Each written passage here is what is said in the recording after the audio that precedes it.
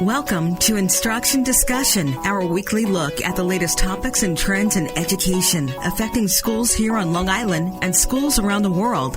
Whether you're a teacher, parent, or student, listen for tips and strategies to help you navigate the educational landscape.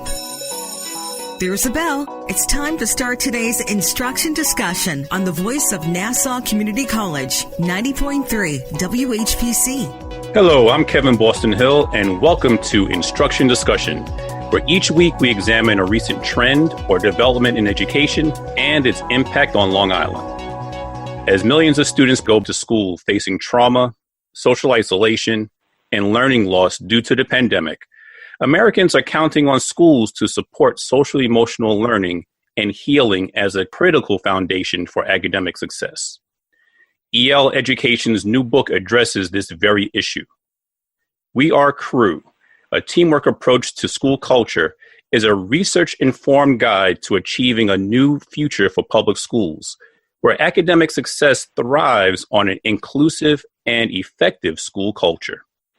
Chief Academic Officer at EL Education, Ron Berger, visits our class today to discuss how this latest publication offers guidance on affirming student and staff identity, creating a trauma-responsive and culturally responsive culture, and more.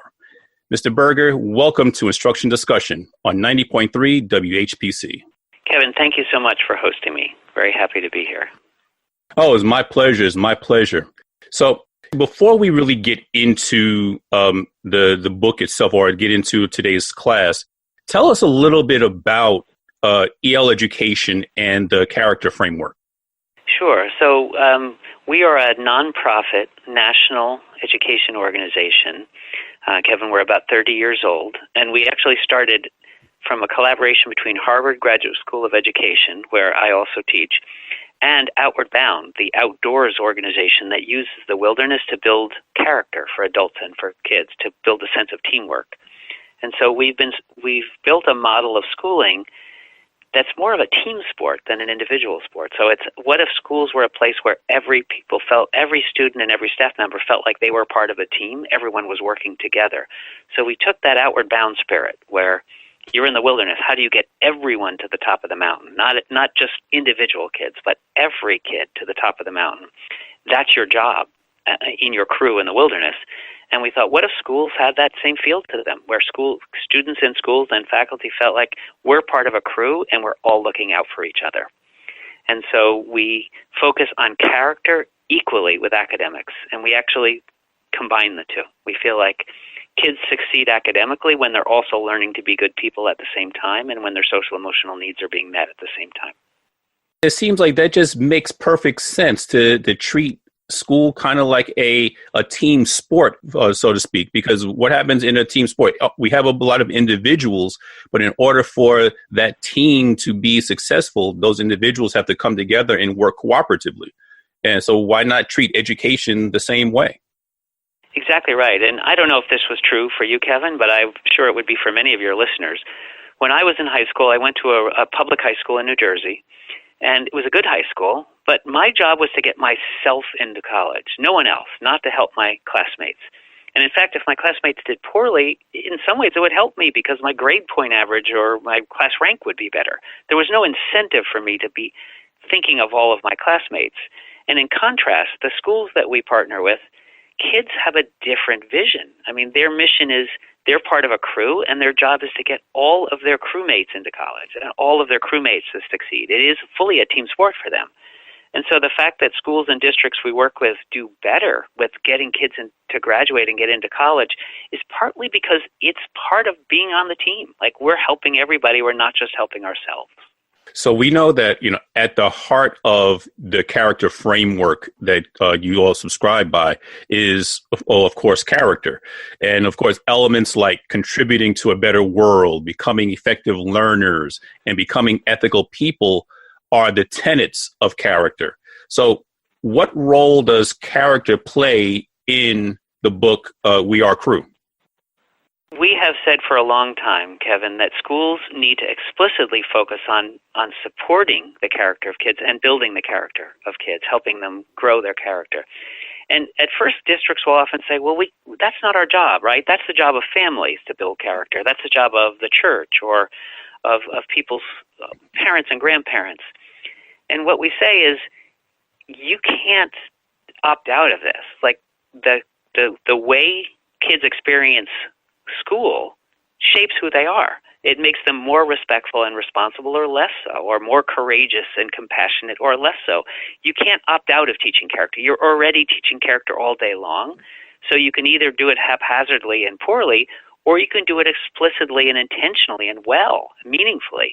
And so you need to think all day long, the way kids are treated in our school is going to shape whether they're more compassionate and respectful people or not.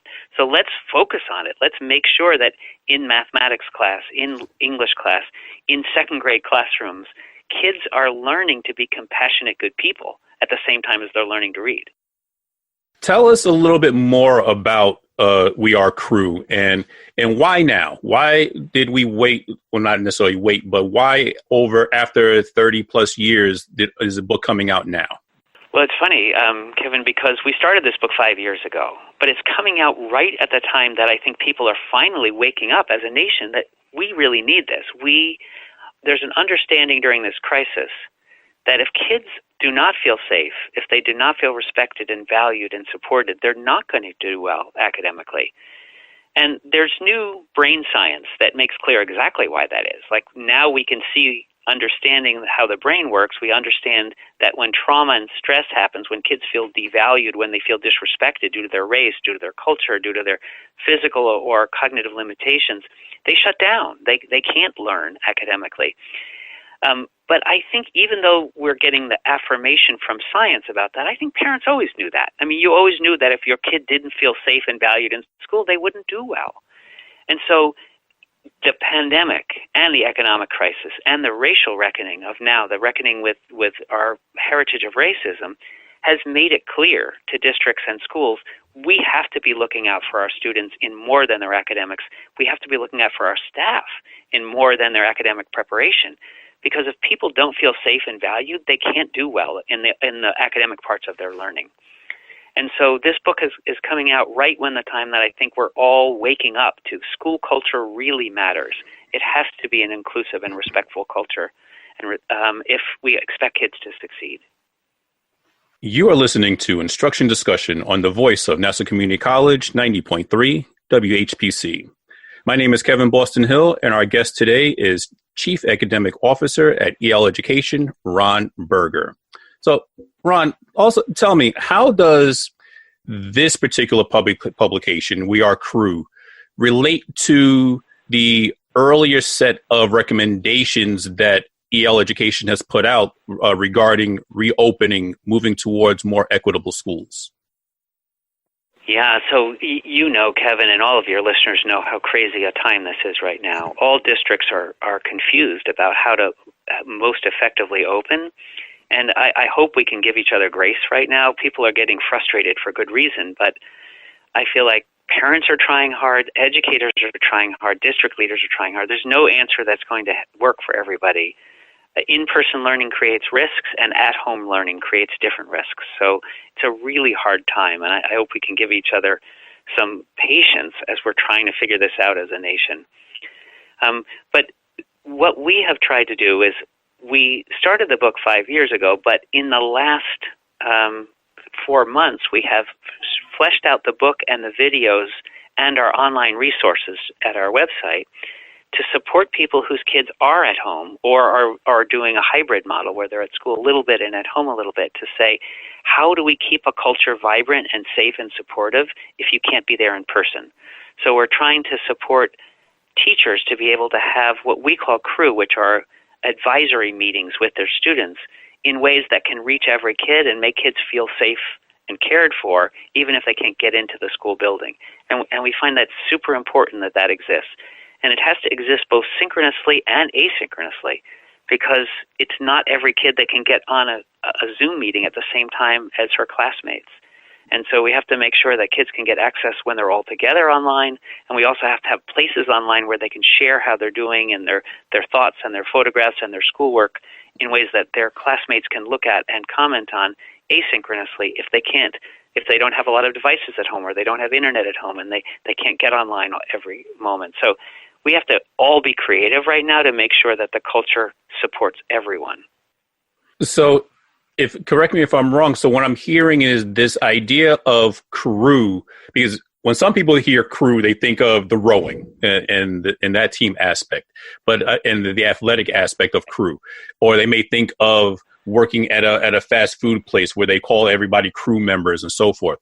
But I guess what you're saying, that crew, or the idea of crew, that the way you're using it is, it's creating that I guess that connection for relationship building, and a dedicated time and dedicated space for relationship building that's definitely needed and required, especially in this day and age.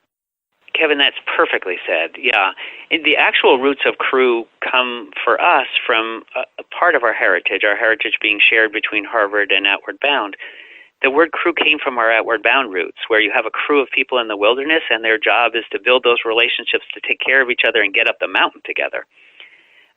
It's interesting because I was a public school teacher for 28 years, and I was also a carpenter because I wasn't making too much money teaching. And so to support my family, I worked weekends and summers as a builder. And I was on a building crew all the time. And I often think of crew from a builder's perspective, whereas you're building a house together. Like, you're on the crew. Everybody is pitching in to help each other. Your job is to make sure everyone else is doing well, because otherwise the whole thing doesn't work. And so our vision of crew is that school should be a place where everybody is pitching in for the same goal. Like, we're all on the same team here, that school should be a team sport, not an individual sport, where we're all supporting each other. And before we go any further, I know you made mention of resources that were available on your website. Can you just provide that website remind our listeners what that website is? Sure. Thank you, Kevin.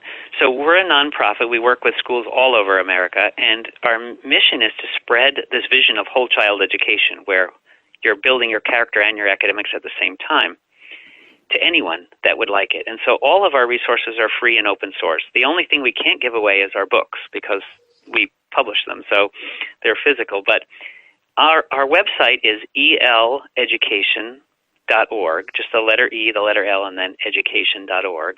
And on there we have hundreds of videos. We have lessons and examples and supports for educators and for parents. We have a literacy curriculum, which is used in districts all over the United States, but is also available just for free online. Parents or teachers can download it and use any parts of it they wish, because our notion is to take work created for teachers by teachers and spread it widely. Because I think parents and teachers really know in their hearts that if we're not meeting the needs of the whole child, if we're not making sure every kid from every background feels valued and respected, it's not going to work. We're not going to academically succeed with every kid. It truly takes a village. I mean, we toss that phrase out a lot of times. It takes a village to raise a child, but in education especially, if they're going to be successful academically, as far as closing not only the achievement gap, but also the technology gap, you're right. We do need to take more of a crew approach to education to truly educate the whole child. Exactly. And there's no quick fix for this, right? Kevin, you know this. I mean, you do an education show, so you know that there's no one thing that's going to fix education or a magic bullet that's going to change everything. It's really about building a culture where it brings out the best in people. And that's not easy work. It takes everyone working together. And I think we're in a pretty divisive time in our nation right now. And if we want things to work out for kids, we should try to come together as much as possible. Let's expand on that idea for a moment, because you're right. We are in a very divisive time, and it's reminiscent of the late 50s, early 60s civil rights movement and so forth. But what has research shown us about creating a trauma-responsive and culturally responsive school culture? Well, I feel like it's common sense to us all, but research has made it absolutely clear that when kids don't feel like they belong in school, when they don't feel like they're respected and valued, like they really fit in well, then their brain does not work well for cognitive learning, for academics. And so we can see now scientifically why that takes place. But I think every person knows if you're a parent and your child is different from the norm in any way. If your child is a racial minority, if they are a cultural minority, if they have some learning challenges, if they have some physical challenges, if they're just really shy, if your kid doesn't feel like I can be my best self in school, I fit in here, they support me here, they value me here, they're going to shut down. And so it's clear that scientifically we can see that's the case. But I would also say that I think we've always known that kids have to be valued. And I think right now we have multiple crises happening, right? We have the health crisis, but we have an economic crisis, which is making it incredibly difficult for so many families right now. And we have a reckoning with our national heritage of racism, where it's been clear that kids of color, especially black students, but students from all different races, have often felt like school was not a place where they were fully valued, where the curriculum and the way and the sort of stereotypes of who they were as people did not allow them to be their full selves, to feel fully respected. And so what we suggest in our book and our videos and our resources is staffs have to have those hard conversations around privilege, around racial privilege, around white privilege, around making sure students of all cultural backgrounds, black students, other students of color, feel like they're okay to be at school, that their identity is valued and respected here. And we know now scientifically that if kids don't feel that way, they're not going to thrive academically. And so we have to take on that work as a nation, and we have to take it on in our schools to make sure all staff and all students feel genuinely like they belong and they're respected. That's wonderful. And it reminds me of, and I'm going to tell a little bit about my age here, but it reminds me of the old show that was the kids show that was on TV called Wonderama. And the closing show was Kids Are People Too. And I think if we keep that in mind when we're working with our students, so that we realize and understand or remember that these are little people that we're dealing with here. They're just really adults just in a smaller body. Then I think we would take a different approach to how we do develop them so that they can grow and become the productive, ethical citizens that we need in our society. Yeah, well, it's funny. Your age you got to be in my age group somewhere close to it, because Wonderama and Sonny Fox, I remember that show very well. But that's exactly right. Like, we have to take seriously the fact that kids know when they feel like they fit in or don't, and they shut down if they don't feel like they fit in. And in order to make sure that our schools are cultures where every kid can fit in, we have to get our staffs to get together and have conversations about their own identities, and to make sure that kids feel like the culture of the school is a place that if you have a learning disability, if you have a physical disability, if you're black or brown or white, if English is not your first language, this is still a place where you're valued. This is still a place where you're cared for. That has not always been the case for kids in school. And if we're going to change that, we need to have our faculty and our students have those courageous conversations together. So this book and the videos and the resources we have are a lot around how do we support kids and teachers to have those conversations, to really honestly talk about where they feel like they fit in and they're respected and where they don't, and how can we help them. You are listening to Instruction Discussion on the voice of Nassau Community College, 90.3 WHPC. My name is Kevin Boston Hill, and our guest today is Chief Academic Officer at EL Education, Ron Berger. Now, Ron, I have about 23, 24 years of educational experience under my belt, and I know you and your company have been working with schools for over 40 years, whether from your teaching and working at Harvard and so forth. So what have you learned about social emotional learning in our schools? Well, I thank you, Kevin, for the question. I was in the classroom myself as a public school teacher for 28 years. I've been teaching at Harvard, and I've been partnering with EL Education with public schools and districts for the last 30 years. And I think the biggest learning we've had is that you can't separate the social emotional learning and the character growth of kids from their academic growth. Social emotional learning is not something that happens on Tuesday afternoons like physical education class, right, or a health class. You can't build your skills of compassion and courage and communication with others. You can't learn how to respect other kids by just getting a lesson once a week. This is the way school has to function all day long, so it has to be built into the culture of your school. So to be clear, when you go into math class and you're a high school student, math class should be a place where you're learning math and you're learning to respect other people's mathematical thinking, to take the courage of having mathematical courage yourself, to speak up, to give your opinions, to talk. It's where you learn to collaborate with other kids, critique their mathematical thinking respectfully. Like, you need to make sure that when kids are learning their academics, when they're learning to read and write, when they're learning history, they're also learning how to treat others well and respectfully. It has to be integrated throughout the day, because kids learn how to be human, how to communicate, how to be respectful, part of our communities, through what's modeled all day long. The way kids are treated in the cafeteria, in the lunchroom, in the hallways. The school culture is what shapes kids.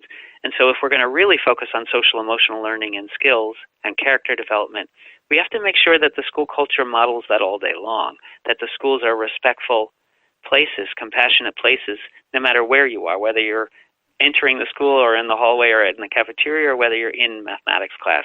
It has to be all day long. I totally agree with that. Again, as an educator myself, being in the classroom and as an administrator and so forth. But I think the question that many of our listeners, parents, and teachers are going to have, and even some students will have, is how do we therefore increase our social emotional learning in a distance learning environment? Everything that you have just said is great when we're in school, when we're face to face in person with each other. But how do we do that in the environment that we're in currently, where people are at home and we're doing these Zoom meetings and the distance learning aspect? Yeah, it's so much harder. I mean, it's certainly not what I want, what any of our teachers or school leaders want, and it's not what parents want. I mean, I hope we cannot blame each other for this, because it's a really hard time and it's not ideal for anyone. But I would say, Kevin, that when schools were shut down this spring, CREW is a name for school culture for us, but it's also a meeting structure. We have an advisory structure called CREW, where our elementary students meet as a whole class in a morning meeting structure every single morning, and our secondary students in districts and schools that we partner with have small advisory groups, 10 to 15 kids who meet every single day. They check in on each other academically and emotionally and socially every day, and they push each other to be better people and better students. As soon as schools shut down, the very first thing that happened in the schools we work with were CREW started right away online. And so CREWs gathered immediately in Zoom meetings and in other platform meetings right away to check in on each other, make sure people were physically safe, whether they had what they needed, and checked in and on each other to make sure that they had the conditions where they could keep learning academically in the home situation they were in. And I would say it was not ideal, and it wasn't easy at all. And one of the big problems we have is that we work with many communities that are not high-income communities, and many of the students don't have technology at home. They don't have internet. They don't have enough devices. So we had to use often phone calls to connect kids and conference calls and all kinds of other ways to reach kids to make sure they're okay. So it's certainly not ideal, but it's all the more important that we gather virtually, if we need to check in on each other, both socially, emotionally, and academically. So we need to keep these meetings going and keep them regular. So this idea of CREW needs to be happening virtually as much as we possibly can. So let me get this. So basically what you're saying is we need to be creative in how we communicate with one another, right? That's kind of, as I think you've alluded to earlier on, but that's kind of common sense when it comes to being culturally responsive. We have to be able to meet our students where they are. Exactly right. Yeah. I mean, one of the schools we worked with, the first thing that happened when schools shut down is they had their kids use the phone and walk around their house to show their crewmates and their teacher, this is where I live, this is my apartment, these are my siblings, this is where I'm going to be doing my homework on the floor in the bedroom I share with my two siblings. This is who I am. And every kid was like, we need to know what your situation is so we can know how to best support you.